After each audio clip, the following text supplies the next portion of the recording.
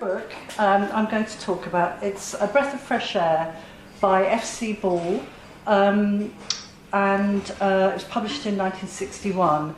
I'm also considering it in a sort of pairing with a song that my father wrote that my mother performed, and we'll be hearing that song later, because one fed off the other, and I think they work very well to talk from this very personal perspective. So I'm going to read. World War I and Memoir, a fine roll of honour where the Maypole once stood. In my talk this afternoon, I am concentrating on two texts. One is a memoir by my great-uncle Fred, published by Faber in 1961, the year of my birth. In A Breath of Fresh Air, F.C. Ball explored his childhood in the Sussex countryside before and during World War I. The second text that I want to explore is a song written by my father, Austin John Marshall, and performed by my mother, Shirley Collins. I am grateful for her contributions to this talk. The song is called A Whitsun Dance, and it was a track on her 1969 studio album, Anthems in Eden. The song is about women in war, and how they must adapt to life without men, and about how war affects the external as well as internal landscape. A Whitsun Dance was very much inspired by A Breath of Fresh Air, so they make a good pair for consideration. As a woman's and a child's views of war, both of these texts come from a deeply personal, subjective place in their respective authors. And as that place is at the heart of my family, my reading also is equally subjective and very emotional. Emotion warning. I'm inspired by Emma Brock's, writing about her family's darkest secrets in She Left Me the Gun. She demonstrated admirably at the last Writers' Day here in February 2013 how one finds the chip of ice in the heart, as Graham Greene calls it, to be able to write about the most deeply personal things. So I declare I am necessarily the most biased reader. Perhaps it is best to look at this as a report from the home front, with all the comfort, flaws, chaos, and homeliness that entails. F.C. Ball's A Breath of Fresh Air is an account told by the people, for the people. He was also the first biographer of Robert Tressel, the ragged-trousered philanthropist, and Fred was also author of a second memoir of rural life in Sussex, A Grotto for Miss Mania, which was published in 1967. Fred, born in Hastings in 1905, was the oldest of 5 children. A Breath of Fresh Air is a very candid account, told as a child's eyewitness. He lived with his growing family in the gardener's cottage of a big house in Telham, a hamlet near Hastings. His father worked as head gardener at the establishment of a lady known affectionately as the Old Gal. At the beginning of the war, there was also an undergardener, a groom, 2 maids and a cook housekeeper, though the male staff were taken away and wasted in battle as the war went on. The book's point of view is that of a little boy turning into a teenager as war marches on. When war is declared, it's just another boy's own adventure. The story was that France was going to fight the Germans, and the Germans were going to fight France. And this apparently made everyone want to sing, because they wanted to be in it too. It seemed a marvellous idea to the elder boy, who was as much a child as the grown-ups, and knew more about war, for he was nearly 10 years old, and a bowman in the rear ranks of the village army. Flags, which had lain in the rag bag since the Boer War, were patched and washed and hung out to dry. However, as war drags on, its effects are felt. The boy grows up and his childish feelings change. He thought of all the soldiers being killed and felt afraid that Father and Uncle Cyril might have to go, even though he wanted to boast about them. The war was beginning to turn things upside down, even in old Gal's world. Her stables were empty. Charger and Snowball had been sold. If Father went, it would mean she would have to get another garden. The book's voice comes from the spaces of school and home, not concerned with larger issues, except what Fred picks up from his grandfather's discourse, whose robust pre-communist communism is reported verbatim throughout. For some people, the war's already over and lost, and for others, it'll never be finished and won. Some's already killed, and some will be blinded or maimed for life. Would you say a family of orphans had won any war? For the likes of them, the war will last all their lives. You and me won't win much anyhow. An attitude which, when expressed in the village pub, usually gets him kicked out by the landlord and soaked in a pint or three of beer to be escorted home by his grandson. These are tough lessons in resistance and its discontents. Now, news, I'd love Jeremy Paxman to hear this. News of the war is scant for a rural working class family who can only afford a paper on Sundays. News is carried by the telegraph boy. There was no more unwelcome visitor than the telegraph boy during the war, for he brought bad news to 100 where he brought good news to 1. This telegraph boy always knew the contents of his envelope. News was also told by screen flashes at very rare visits to the cinema in Hastings, and, of course, by the ringing of the village church bells. A web of information must be unwoven from the toll of the bell. What time of day? What day of the week? Does the toll tell a birth, a wedding, a funeral, Sunday service, or the declaration of war or peace? The toll of the bell, of course, also speaks religion to the village, and in those days, attendance at church was obligatory. As a worker in a big house, you would have to go to church on Sundays to add your voice to the choir, singing hymns for the service. And if your children were too young to behave properly during the service, they would have to go to Sunday school. The people from the big house went to church on Sundays, but their children were not at Sunday school. So the vicar in Fred's village, Herbert Grantus, known as Bert, was a kindly presence before the onset of war, preaching a very simple Christianity, more concerned with local public relations, as it were, than with the geography and hierarchy of heaven. Grandad's interpretation of this, of course, was that it was simply a way for your employers to keep tabs on you 7 days a week. Later into the war, the vicar offered a service of intercession. There was a large congregation, and the widows and orphans, including Gingerbread, Fred's friend, and his 5 sisters, sat, guests of honour as it were, in front of the pulpit. And only God would know why he had chosen them. One old lady kept shaking and quivering and trying to wipe her nose inside her veil, which made her an object of interest to the children. Finally, the authorities decided to send people's fathers to war.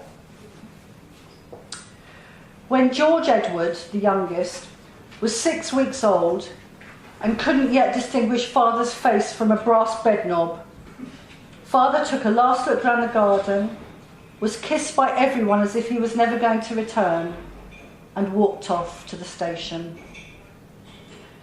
army life required an adjustment of attitude, if not sanity. He had a feeling that he had put into a mental home, and that in this mental home, the same men were the inmates who wanted to get back to their work and their wives and families.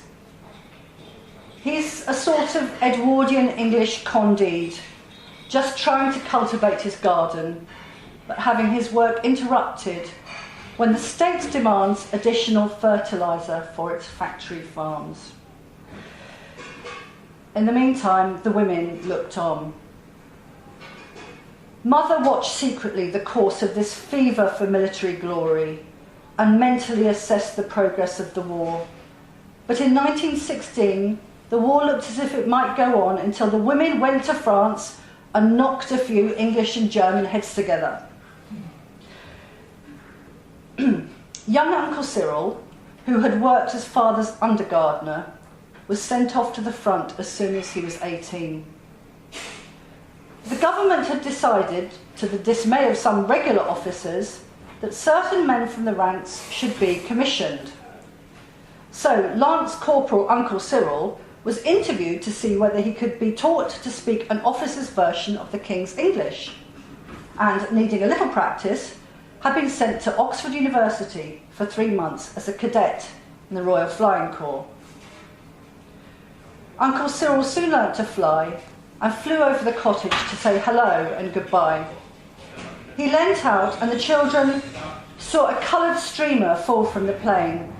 It had a pocket at one end in which was a leaden weight with a note wrapped around it for Mother to tell her Uncle Cyril would not be coming again as he was going to the front, and telling her to keep her pecker up, old bean, and not be afraid of the old pen and ink, and to say cheerio to the kids, and he would bring them all a stunning present when he came back to Blighty again. Well, even though he had learnt to talk posh, Uncle Cyril was soon the subject of a telegram. Missing, believed dead. My mother still has a cast bronze medal with Britannia on it, looking mournful, and Cyril's name. His nieces and nephews mourned his death all their long lives. His sister too mourned. When is this dreadful war going to end? Said Mother. Poor Cyril, there won't be any young men left at this rate. The lack of men and the lack of pay, as more and more men were sucked into the war, brought extreme poverty to ordinary working people. As the particular, in the breath of fresh air, reflects the universal, we can imagine everyday suffering in wartime England at home on a vast scale. Mother noticed that the children weren't getting fat enough on the army allowance, and as prices began to rise, what was poverty before now became desperation. The whole family would take sacks and scour the woods for logs and firewood. The children were sent armed with scissors to scour the countryside for nettle tops for greens, dandelion leaves, and a few sprigs of wood sorrel for salads, wild bullis, crab apples, elderberries for jam, and wild swedes for cough syrup.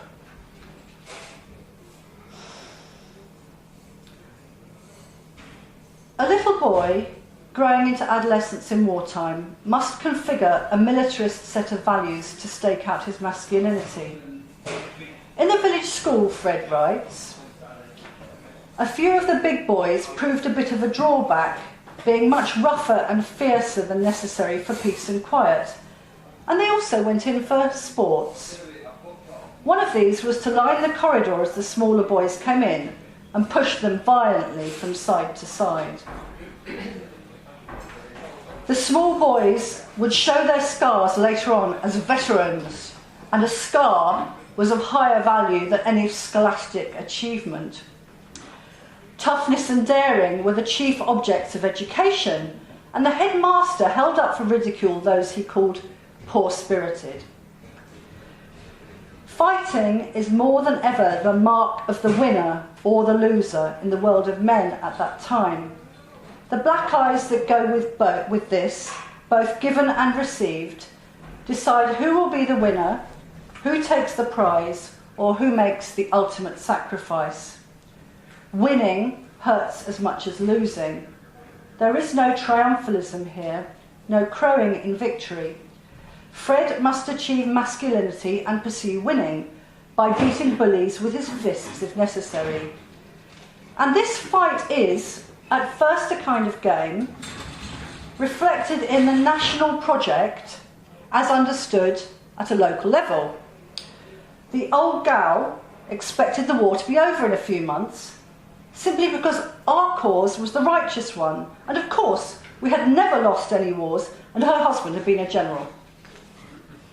Everyone, in fact, seemed to enjoy the first year of the war. It was so exciting. The boys learned about British grit. Indeed, the English are at the heart of empire, a fact which is dunned into the children. Miss Norman, who was a spinster and shared the boys' school with the head, explained how God made the British Empire so that we could teach everyone English and the factory system. Our brave soldiers conquered the savages and made them wear clothes like the hobble skirt and pantaloons. Power. There's the rub. Later in the war, the gloves came off. Power was naked. It was a great shock to Mother when it became clear that the authorities intended to kill married men with children, and probably old men with beards, and probably old girls with rheumatism, man, woman, child, beasts of the jungle and field, birds of the air, fishes of the sea, plant life and elements, the earth itself, and waters of the deep. Power is most clearly expressed in killing everything. At church, Bert the vicar held a service of thanksgiving. But to Mother, it was almost a form of blasphemy and she didn't enjoy it. What a terrible thing to have on the conscience, something like this war, whose ever conscious it was. And as she thought of it, Mother could hear in her mind Grandad's mocking laugh. "Conscience?" he would say. "Don't make me sick." What made him mock everything? Of course, life was a bit of a mockery. And the people on the home front can talk largely of the dead, but an individual death makes everyone solemn. But at the end, everyone seemed to be in mourning in 1918, what with the war and the flu. Towards the end of A Breath of Fresh Air, Fred says, life was changing. The village didn't seem the same as formerly. So many men would never return, so many decent men. Mother no longer had a brother. Even the countryside was changing. The pine wood opposite had long been cut away for the war effort, leaving only hundreds of stumps, and with it had gone most of the birds and animals. 50 years after great-grandmother lost her brother, my father, Austin John Marshall, wrote a song. The song is called A Whitsun Dance, and my mother, Shirley Collins, recorded it for her 1969 album, Anthems in Eden, on EMI's Harvest label. It was part of a song cycle celebrating love, and the song goes like this.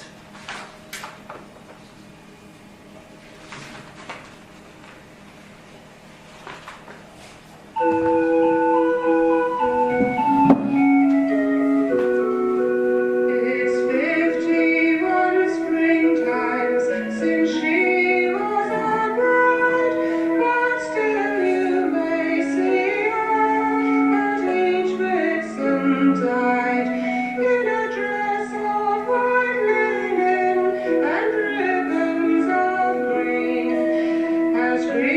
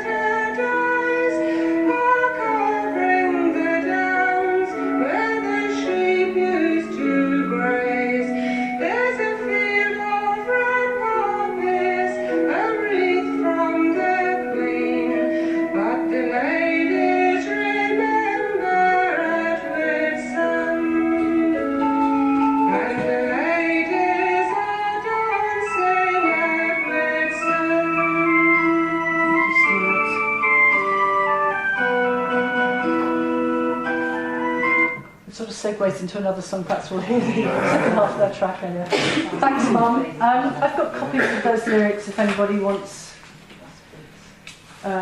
them. I read them at Lucy's workshop yesterday afternoon, which was very inspiring, and it's lovely to hear.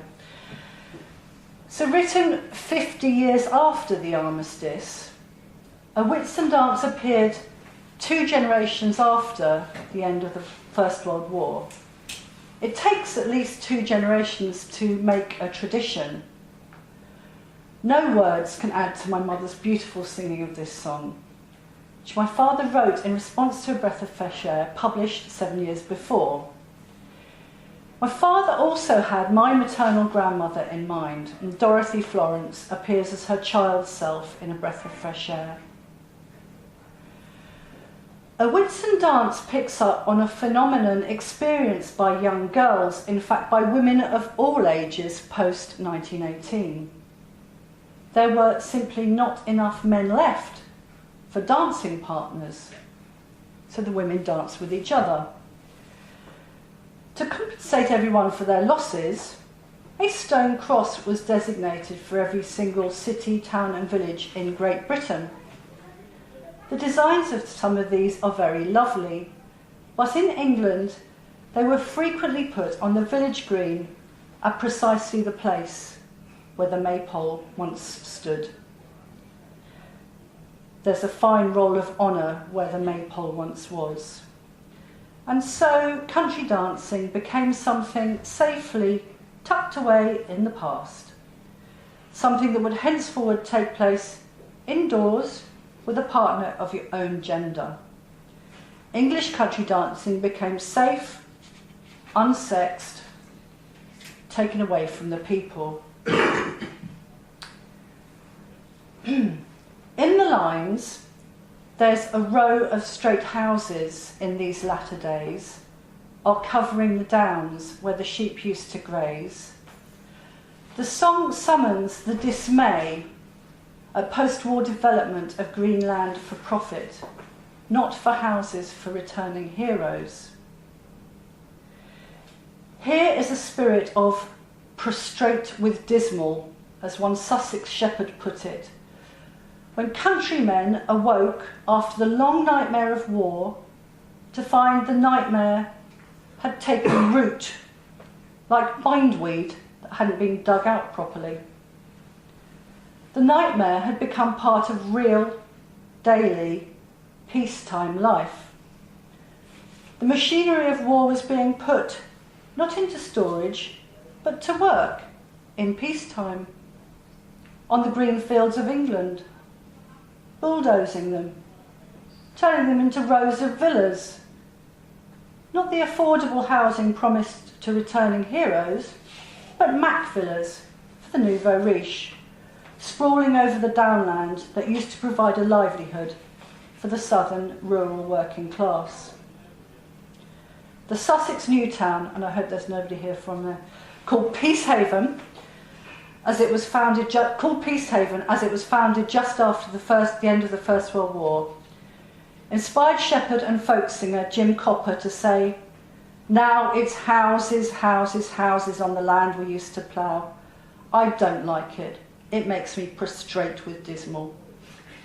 An English blues, if ever there was one, brought on by the row of straight houses in these latter days, on land where sheep had long grazed, now carved up by the bulldozers so like wartime tanks.